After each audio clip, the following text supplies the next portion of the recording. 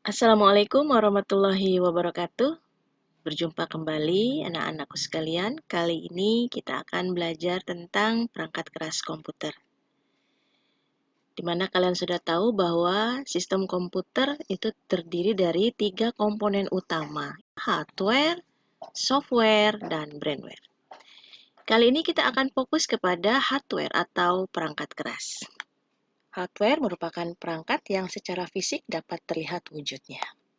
Dan juga kalian sudah mengetahui bagaimana komputer bekerja.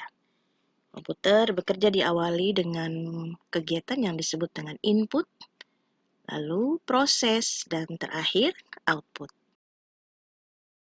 Maka dari cara kerja tersebut, perangkat komputer atau perangkat keras dari komputer itu sendiri dapat dikelompokkan berdasarkan fungsinya.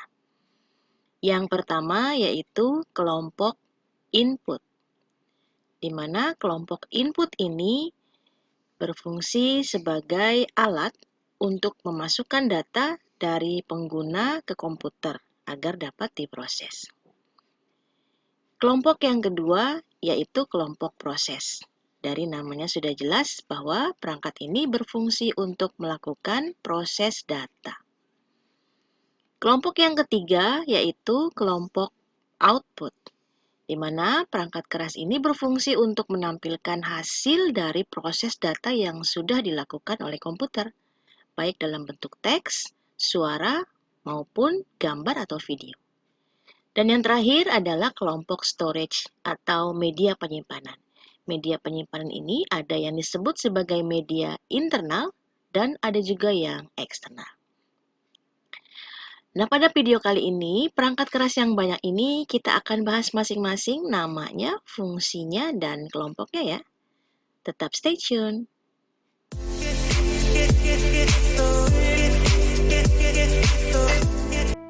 Kelompok yang pertama yaitu kelompok input. Di sini terlihat Ibu mencontohkan 5 perangkat input. Yang pertama kita akan bahas joystick. Joystick ini merupakan perangkat input di mana dia memberikan instruksi pada aplikasi game. Yang berikutnya adalah mouse. Perangkat mouse ini mengarahkan pointer atau kursor lalu untuk memberi perintah. Perangkat yang ketiga yaitu keyboard. Keyboard merupakan juga kelompok input karena dia memberikan perintah berupa ketikan atau memasukkan data agar bisa diproses. Perangkat input yang keempat yaitu scanner barcode, yaitu memindai data barcode untuk memasukkan data yang tersimpan dalam barcode. Biasanya ditemukan di minimarket atau supermarket. Yang kelima adalah scanner. Scanner ini merupakan alat pemindai data, biasanya membaca bentuk gambar. Jadi foto-foto kalian yang masih jadul mungkin dalam bentuk kertas bisa dirubah menjadi bentuk digital. Yang berikutnya adalah kelompok proses. Ada 3 perangkat. Yang pertama yaitu prosesor, di mana fungsinya melakukan processing data yang diterima dari alat input tadi. Perangkat proses yang kedua yaitu RAM atau Random Access Memory. Ini merupakan media penyimpanan internal yang menyimpan data sementara. Biasanya ini membantu mempercepat kinerja dari prosesor tadi. Yang ketiga, motherboard. Motherboard ini adalah papan induk tempat semua komponen terhubung, mulai dari perangkat input, proses, maupun perangkat output. Nah, ini yang disebut dengan casing CPU, di mana CPU itu singkatan dari Central Processing Unit atau otak komputer. Ya, sebetulnya otak komputernya adalah prosesornya itu sendiri. Kelompok yang ketiga ini adalah kelompok output. Kelompok output ini tadi berfungsi untuk menampilkan hasil proses ya. Perangkat yang pertama, speaker. Speaker ini mengeluarkan hasil proses berupa suara. Kalian pasti punya ya di rumah. Berikutnya adalah monitor. Monitor ini menampilkan data juga, tapi dalam bentuk gambar ataupun video. Berarti dia masuk ke dalam kelompok output. output yang ketiga adalah LCD proyektor. Ini ada di kelas-kelas kita ya. Ini merupakan jenis proyektor yang digunakan untuk menampilkan video atau gambar ke media yang permukaan datar. Perangkat keempat yaitu printer. Ini juga kelompok output. Fungsinya untuk menampilkan hasil proses data, tapi ini berupa teks. Yang terakhir ini kelompok storage. Kelompok storage ini yang pertama kita bahas yaitu hard disk. Ini merupakan media penyimpanan internal dengan kapasitas besar. Semua data, program, aplikasi disimpan di hard disk ini. Kapasitasnya biasanya 120 GB, 500 GB, bahkan 1 TB.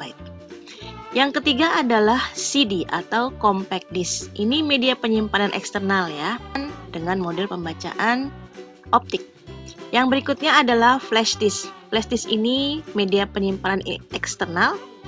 Kapasitasnya ada yang 16 GB, 32 GB, 64 GB, dan lain-lain. Nah, itu tadi 4 kelompok perangkat keras berdasarkan fungsinya.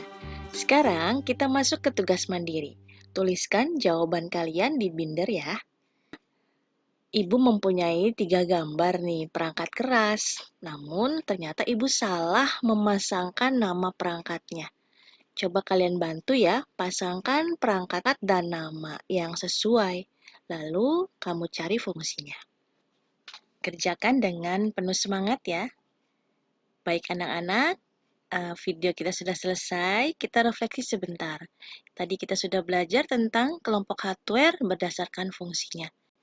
Ada 4, yaitu kelompok input, kelompok proses, kelompok output, dan kelompok storage. Terima kasih anak-anak. Sekian, wassalamualaikum.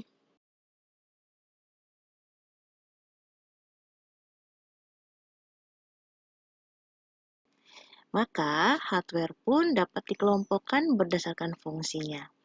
Ada yang berfungsi sebagai kelompok input, yaitu perangkat keras yang berfungsi untuk memasukkan data dari pengguna ke komputer. Kedua, kelompok proses, di mana perangkat keras ini berfungsi melakukan proses data. Kelompok yang ketiga yaitu kelompok output, di mana perangkat keras ini berfungsi menampilkan hasil proses data yang sudah dilakukan. Dan yang terakhir adalah kelompok storage, atau media penyimpanan. Baik, kita akan lihat dari perangkat keras yang banyak ini, apa saja kelompoknya.